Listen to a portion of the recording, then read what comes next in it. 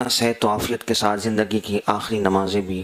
خود چل کر مسجد میں ادا کرنے کی توفیق نصیب فرمائے۔ محبت سے بآواز بلند درود پاک پڑھ لیجیے۔ اللہم صلی علی سیدنا مولانا محمد معدن الجود والکرم وآلہ وبارک وسلم صلاۃ و سلام علیک یا سیدی یا رسول اللہ۔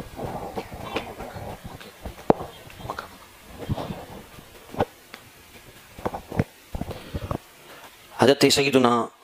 بلال حبشی رضی اللہ تعالیٰ عنہ آپ کا یوم وصال 20 محرم الحرام ہے۔ آپ کی شخصیت کے حوالے سے چند ایک باتیں اس لیے ہم اس مقصد سے سماعت کریں کہ حضرت سیدنا بلال حبشی رضی اللہ تعالیٰ عنہ آپ عشق کا استعارہ ہیں، محبت رسول صلی اللہ تعالیٰ علیہ وآلہ وسلم کا ایک دریا ہے جو آپ کے دل مبارک میں ہمیں معجزہ نظر آتا ہے۔ اور حضرت سیدنا بلال رضی اللہ تعالیٰ عنہ جب ابتدائی اسلام کا موقع ہے، نبی کریم علیہ السلام دشمنوں سے حفاظت کے لیے ایک غار میں آرام فرما ہیں اور سیدنا صدیق اکبر رضی اللہ تعالیٰ عنہ ساتھ ہیں۔ اس موقع پر حضرت بلال رضی اللہ تعالیٰ عنہ آپ اپنے آقا کی بکریاں چرا رہے ہیں اور اس وقت آپ ایمان نہیں لائے، اور بکریاں چراتے چراتے اس غار کے پاس سے جب حضرت بلال رضی اللہ تعالیٰ عنہ کا گزر ہوا تو نبی کریم علیہ السلام نے آواز سنی اور انہیں طلب فرمایا اور ان سے دودھ کا مطالبہ کیا۔ تو حضرت بلال نے بڑے ادب سے عرض کیا کہ میری بکریوں میں کوئی ایسی بکری نہیں ہے کہ جس کا دودھ نکال کر پیش کیا جا سکے، صرف ایک بکری ہے، انتہائی کمزور ہے اور اس کے تھنوں میں بھی بڑا محدود دودھ ہے۔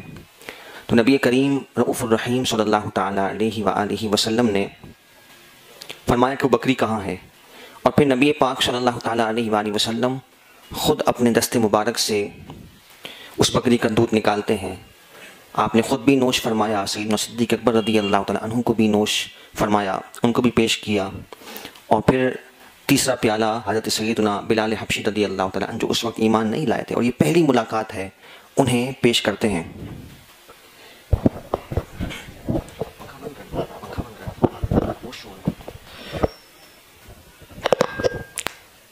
حضرت بلال حبشی رضی اللہ تعالیٰ عنہ کو تیسرا پیالہ آپ پیش کرتے ہیں، اور حضرت بلال حبشی رضی اللہ تعالیٰ عنہ اس واقعے کو دیکھ کر بے حد متاثر ہوتے ہیں کہ ایسی بکری کہ جس کے تھنوں میں دودھ نہیں ہے، کمزور ہے، لاغر ہے،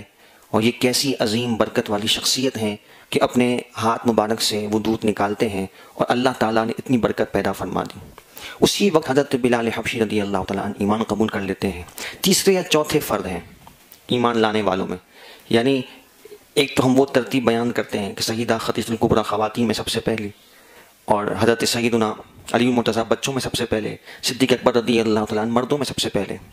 تو چوتھے یا تیسرے نمبر پر جو نام ہے وہ حضرت سیدنا بلال حبشی رضی اللہ تعالیٰ عنہ کا ہے، لیکن نبی پاک علیہ السلام نے آپ کو اپنا ایمان ظاہر کرنے سے منع فرمایا، اور آپ کا جو آقا تھا اس کو جب یہ پتہ لگا، اور اس حوالے سے بھی ایک واقعہ ملتا ہے کہ آپ نے اپنے ایمان کو ظاہر تو نہیں کیا،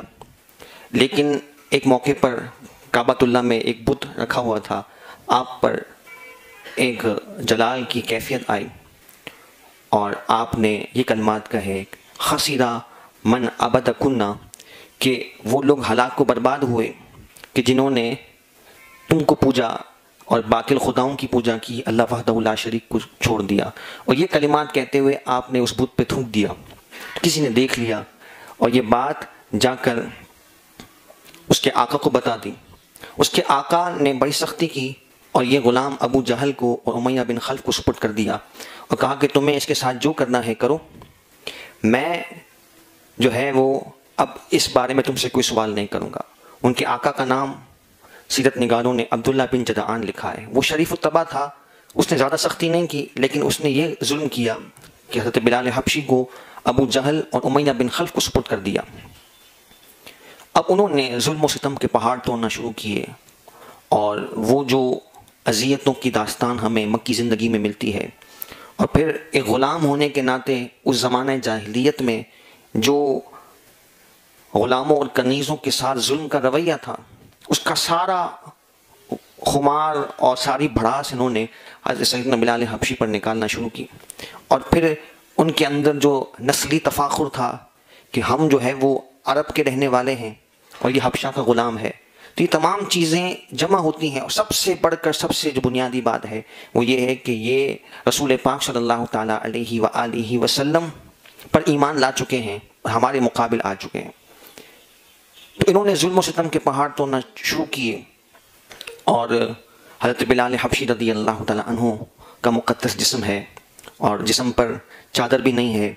اور اس جسم کو عرب کی تپتی زمین پر گھسیٹا جا رہا ہے، سینے پر بھاری پتھر ہیں، اور وہ دروں سے چابک سے جس طرح جانوروں کو بھی مارنے میں انسان کا دل دہل جائے، وہ بے دردی کے ساتھ حضرت سیدنا بلال حبشی رضی اللہ تعالیٰ عنہ کو مارتے ہیں، پیٹتے ہیں، اور ظلم کی کوئی انہوں نے کسر نہ چھوڑی، اور اس طریقے سے انہوں نے یہ چاہا کہ شاید ہم تشدد کر کے ان کے نظریے کو اور ان کی سوچ کو ہم بدلنے میں کامیاب ہو جائیں۔ لیکن حضرت بلال حبشی رضی اللہ تعالیٰ عنہ کو نبی پاک علیہ السلام سے محبت کا ایسا جام میسر آ چکا تھا کہ انہوں نے تمام تر ان کی کوششوں کے باوجود بھی آپ کی زبان پر احد احد کے کلمات تھے کہ اللہ وحدہ لا شریک ہے، اور جن باطل خداؤں کو تم پوجتے ہو ان کی کوئی حقیقت نہیں ہے، یہ جہنم میں لے جانے والے ہیں، اور ان کی پرستش، ان کی پوجا یہ ہلاکت و بربادی کا ذریعہ و سبب ہے۔ تو 7 افراد ایسے ہیں جنہوں نے سب سے پہلے ایمان ظاہر کیا، جن میں حضرت سیدنا ابو بکر صدیق رضی اللہ تعالیٰ عنہ، حضرت عمار، حضرت صہیب،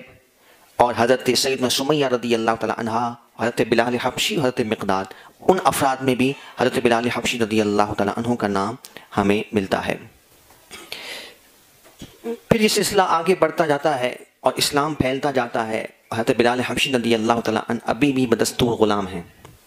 اور آپ پر ظلم اسی طرح جاری و ساری ہے۔ ظلم تو تمام اہل اسلام نے مکی زندگی میں اٹھایا، لیکن حضرت بلال حبشی رضی اللہ تعالیٰ عنہ اور دیگر وہ کہ جو کسی کافر کے یہاں غلام تھے، ان کا ظلم بہت زیادہ تھا اور ان کی قربانیاں بہت زیادہ ہیں۔ تو ایک موقع پر حضرت سیدنا صدیق اکبر رضی اللہ تعالیٰ عنہ وہاں سے گزرتے ہیں، اور آپ نے جب امیہ بن خلف کو حضرت بلال حبشی رضی اللہ تعالیٰ عنہ پر ظلم کرتے ہوئے دیکھا تو آپ نے اس سے کہا الا تتقین اللہ فی ھذا المسکین حتی متی؟ آپ نے فرمایا کہ اس غریب پر ظلم کرتے ہوئے تو اللہ سے نہیں ڈرتا، کب تک یہ ظلم کرتا رہے گا؟ تو جب صدیق اکبر رضی اللہ تعالیٰ عنہ نے کلمات کہے تو امیہ کہنے لگا کہ اے ابو بکر، تم نے ہی اسے خراب کیا ہے، یعنی معاذ اللہ تم نے ہی اسے اسلام کی دعوت پیش کی، تم لوگوں نے ہی اسے ہمارے خلاف کیا ہے، اس لیے میں اس پر ظلم کر رہا ہوں، اگر تمہیں بہت زیادہ ہی اس پر پیار ہے تو اسے آزاد کرا لو۔ تو سیدنا صدیق اکبر رضی اللہ تعالیٰ عنہ نے اس موقع پر ایک انتہائی قیمتی غلام حضرت بلال حبشی رضی اللہ تعالیٰ عنہ کے بدلے میں پیش کیا، اور وہ رومی غلام تھا۔ رومی غلام کی ویلیو اور مالیت بہت زیادہ تھی، اور حبشی غلام کی مالیت نہیں تھی۔ آپ نے نہ صرف بدلے میں اسے قیمتی ترین غلام پیش کیا، بلکہ 5 اوقیہ سونا بھی اس کے تقاضے پر آپ نے عطا فرمایا۔ 5 اوقیہ سونا پتہ ہے کتنا بنتا ہے؟ 1,12,00,000 روپے بنتا ہے۔ تو جب آپ نے بغیر کسی چون چڑھا کے، حضرت سیدنا صدیق اکبر بہت بڑے تاجر تھے، اور آپ نے جب یہ رقم بغیر کسی تقاضے کے، بغیر کسی پس و پیش کے آپ نے جب وہ ادا فرما دی، تو امیہ بن خلف کہنے لگا کہ تم تو بہت بڑے تاجر ہو، بڑا اپنے آپ کو سمجھدار سمجھتے ہو، بڑا تمہارا تجارتی قافلوں میں حصہ ہوتا ہے، لیکن یہ تم نے کیسا سودا کیا ہے کہ اس معمولی غلام کے لیے تم نے اتنی بڑی قیمت ادا کر دی ہے؟ نہ صرف کہ غلام کے بدلے قیمتی غلام دیا، بلکہ 5 اوقیہ سونا بھی دیتے ہو۔ تو حضرت سیدنا صدیق اکبر رضی اللہ تعالیٰ عنہ کیا فرماتے ہیں؟ فرماتے ہیں کہ اگر تو اس شخص کے بارے میں مجھ سے 100 اوقیہ سونا بھی تقاضا کرتا، یعنی 20 گنا زیادہ اس سے رقم اگر تو مجھ سے مانگتا، تب بھی میں تجھے وہ دینے کو ادا کر دیتا، اس لیے کہ تو نہیں جانتا کہ اللہ تبارک و تعالیٰ کے یہاں اس کی قدر و قیمت کتنی زیادہ ہے۔ یعنی کروڑوں میں آپ رقم دینے کو تیار ہیں، اس لیے کہ آپ نے ان کے مقام و مرتبے کو دیکھ لیا تھا، اب مقام و مرتبہ کیا ہے؟ نبی کریم علیہ الصلوۃ والسلام معراج سے تشریف لاتے ہیں اور آپ حضرت بلال حبشی رضی اللہ تعالیٰ عنہ کو مخاطب کر کے فرماتے ہیں کہ اے بلال، کیا وجہ ہے کہ میں نے جنت میں اپنے آگے تیرے قدموں کی آواز کو سنا ہے؟ تو یہاں آپ کا عمل حدیث مبارکہ کے بقیہ حصے میں ملتا ہے، لیکن آپ مقام و مرتبے کا اندازہ کیجئے کہ بلال حبشی رضی اللہ تعالیٰ عنہ کا رتبہ کتنا بلند و بالا ہے۔ اور آگے چلنے کا مطلب کیا ہے؟ محدثین فرماتے ہیں کہ جس طرح ایک شہنشاہ ہو، بادشاہ ہو، تو اس کے اعزاز میں اس کے آگے پیچھے لوگ چلتے ہیں، تو جب نبی پاک علیہ الصلوۃ والسلام اس اعزاز کے ساتھ جنت میں داخل ہوں گے تو ان میں حضرت بلال حبشی رضی اللہ تعالیٰ عنہ اگلے دستے میں ہوں گے اور نبی پاک علیہ الصلوۃ والسلام کے استقبال کا اہتمام فرمائیں گے۔ تو جنت میں پہلے جانے والوں میں حضرت بلال حبشی رضی اللہ تعالیٰ عنہ کا نام شامل ہے۔ تو یہ آپ کی صبر و استقامت کا یہ صلہ ہے جو اللہ رب العالمین نے آپ کو اخروی طور پر بھی عطا فرمانا ہے، اور دنیا میں یہ جو آپ کے اعزازات تھے وہ کس طرح سے ہمیں نمایاں نظر آتے ہیں کہ سب سے بڑھ کر اعزاز یہ ہے کہ اللہ رب العالمین نے اس پیارے اسلامی نظام کی برکت سے جو طبقاتی فرق ہے اس کو ختم فرمایا، کہ وہ جاہلانہ سوچ اور افکار کے جس میں غلام ایک معاشرے کا بدترین فرد ہو، اس پر ظلم و تشدد کیا جائے، اور پھر سیاہ رنگت والا ہو تو اس کے ساتھ اور برا رویہ رکھا جائے، تو یہ سارا فرق ختم کر کے حضرت سیدنا بلال حبشی رضی اللہ تعالیٰ عنہ اور سیدنا صدیق اکبر رضی اللہ تعالیٰ عنہ دونوں، حالانکہ آپ قریش کے تاجر ہیں، سردار ہیں، ایک ہی صف میں کھڑے ہیں اور دونوں کے لیے ایک ہی اعزاز ہے۔ بلکہ ایسا بھی ہمیں ملتا ہے کہ نبی پاک علیہ الصلوۃ والسلام نے ان صحابہ کے لیے حضرت سیدنا صدیق اکبر رضی اللہ تعالیٰ عنہ پر ناراضگی کا اظہار فرمایا۔ ایک موقع پر حضرت سیدنا بلال ہیں، حضرت سیدنا صہیب ہیں اور حضرت سلمان فارسی ہیں، تینوں کا بیک گراؤنڈ جو ہے وہ غلامی سے ہے، غلام کے خاندان سے ہے، اور یہ تینوں احباب ایک موقع پر بیٹھے ہیں اور سامنے ابو سفیان آتے ہوئے نظر آئے۔ ابو سفیان ابھی ایمان نہیں لائے تھے، اور ابو سفیان ایمان لانے سے پہلے بڑی بڑی جنگوں میں مسلمانوں کے مقابل تھے۔ تو اس وقت ان تینوں حضرات نے یہ کلمہ کہا، آپس میں ان کی گفتگو جاری ہے کہ یہ اللہ کا دشمن ابھی تک کیوں زندہ ہے، اسے تو مر جانا چاہیے، ہلاک ہو جانا چاہیے۔ اب سیدنا صدیق اکبر رضی اللہ تعالیٰ عنہ نے یہ کلمات سن لی۔ اب حضرت ابو سفیان کا ایک اسٹیٹس ہے، وہ قریش میں سردار کا رتبہ رکھتے ہیں۔ حضرت سیدنا صدیق اکبر رضی اللہ تعالیٰ عنہ کو یہ بات مناسب نہیں لگی، اور آپ نے ان تینوں کو مخاطب کر کے کہا کہ تم ایک قریش کے سردار کے بارے میں اس طرح بات کرتے ہو، حالانکہ ان کا مقصد صرف اسلام کے مقابلے میں اس وقت جو ان کی دشمنی تھی، اس وقت اپنے جذبات کا اظہار کرنا مقصد تھا۔ تو حضرت سیدنا صدیق اکبر نے جب یہ کلمات کہی تو وہ خاموش ہو گئے، اور پھر یہ بات جا کر حضرت سیدنا صدیق اکبر نے نبی پاک علیہ الصلوۃ والسلام سے عرض کی کہ یہ تینوں احباب قریش کے سردار کے بارے میں اس طرح بات کر رہے تھے۔ تو نبی کریم علیہ الصلوۃ والسلام نے فرمایا کہ اے ابو بکر، ان سے جا کر معافی مانگو، ایسا نہ ہو کہ اس وجہ سے اللہ تعالیٰ تم پر غضب فرمائے۔ اب صدیق اکبر کا رتبہ اور مقام کتنا ہے، حضور علیہ الصلوۃ والسلام کے ساتھ کتنا قرب ہے، ایک تربیت کا یہ مرحلہ ہے، اور یہ جب نئے نئے یہ معاملات درپیش ہیں اور آپ سمجھ لیں کہ اسلام کی ابتدائی مراحل ہیں، لیکن جو بات میں عرض کرنا چاہتا ہوں کہ اسلام نے رتبہ کیسا دے دیا کہ صدیق اکبر رضی اللہ تعالیٰ عنہ جیسے جلیل قدر صحابی اور کائنات میں انبیاء کے بعد سب سے افضل، لیکن قریش کے سردار ہونے کے باوجود بھی، تاجر ہونے کے باوجود بھی ان کے ساتھ نبی پاک علیہ السلام نے اس طریقے سے انہیں ان کا رتبہ اور مقام سمجھایا کہ اسلام نے یہ فرق نہیں رکھا، اگرچہ وہ غلام ہے لیکن اسلام میں یہ معیار ہی نہیں ہے کہ کون کس نسب سے تعلق رکھتا ہے، کس کے چہرے کا رنگ کیسا ہے، کون کتنا مالی وسعت رکھتا ہے، کس کا کتنا منصب، کس کا کتنا عہدہ زیادہ ہے، یہ چیزیں اسلام کے نزدیک کوئی معنی نہیں رکھتی۔ اِنَّ أَكْرَمَكُمْ عِنْدَ اللَّهِ أَتْقَاكُمْ، تمہارے رب کے نزدیک تم میں سے معزز وہ ہے جو سب سے زیادہ متقی اور پرہیزگار ہے۔ تو یہی حضرت سیدنا صدیق اکبر رضی اللہ تعالیٰ عنہ ہیں جنہوں نے حضرت بلال حبشی رضی اللہ تعالیٰ عنہ کو اتنی بھاری قیمت دے کر صرف اللہ اور اس کے رسول کی محبت کے لیے آزاد فرمایا۔ اور پھر سیدنا فاروق اعظم رضی اللہ تعالیٰ عنہ یہ کلمات ارشاد فرمایا کرتے تھے، ابو بکر سیدنا و آتک سیدنا، کہ ابو بکر ہمارے سردار ہیں اور انہوں نے ہمارے سردار یعنی بلال حبشی رضی اللہ تعالیٰ عنہ کو آزاد کیا ہے۔ یعنی فاروق اعظم جیسا جلیل قدر صحابی، جلیل قدر مسلمانوں کے عظیم خلیفۃ المسلمین، اور ان کے حضرت بلال حبشی رضی اللہ تعالیٰ کے جذبات یہ ہیں کہ ہمارے آقا و مولا ہیں، ہمارے سردار ہیں، اور ہم ان کے غلام کا درجہ رکھتے ہیں۔ عشق اتنی بڑی نعمت ہے کہ نبی پاک علیہ السلام سے جب تعلق ہو، حضور سے سچی وفا ہو، اسلام کے لیے انسان مخلص ہو، تو پھر اسلام ایسی بلندی عطا فرماتا ہے کہ یہی بلال حبشی رضی اللہ تعالیٰ عنہ فتح مکہ کے موقع پر آپ کعبۃ اللہ کی چھت پر نبی پاک علیہ السلام کے حکم سے چڑھ جاتے ہیں۔ یعنی اذان کہنے کے لیے نبی پاک علیہ السلام نے حضرت بلال حبشی رضی اللہ تعالیٰ عنہ کو حکم ارشاد فرمایا کہ آپ کعبۃ اللہ کی چھت پر چڑھ جائیں۔ اب کفار قریش اس وقت موجود ہیں، بولنے کی تو کسی میں سکت نہیں ہے، تو ان میں سے ایک شخص کہنے لگا کہ اگر میرا والد اس منظر کو دیکھ لیتا، اچھا ہوا وہ اس واقعے کو دیکھنے سے پہلے ہی مر گیا، اگر وہ یہ منظر دیکھ لیتا کہ کعبے کی چھت پر ایک غلام حبشی غلام چڑھا ہوا ہے، تو اس کا دل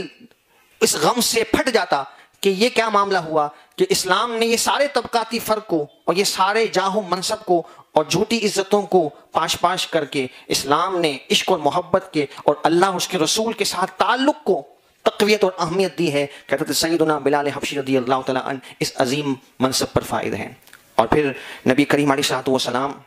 نے آپ کو ایک خصوصی اعزاز عطا فرمایا کہ آپ مؤذن رسول صلی اللہ تعالیٰ علیہ وآلہ وسلم ہیں۔ چاہے سفر ہو، حضر ہو، جب بھی حضرت بلال حبشی رضی اللہ تعالیٰ عنہ موجود ہوتے تو نبی پاک علیہ السلام کی طرف سے آپ ہی کو اعزاز حاصل تھا کہ آپ جو ہے وہ اذان دیا کرتے، اور اذان بھی عشق و محبت میں ڈوب کر ایسے دیا کرتے کہ سارے کے سارے لوگ اس آواز کے سحر میں مبتلا تھے۔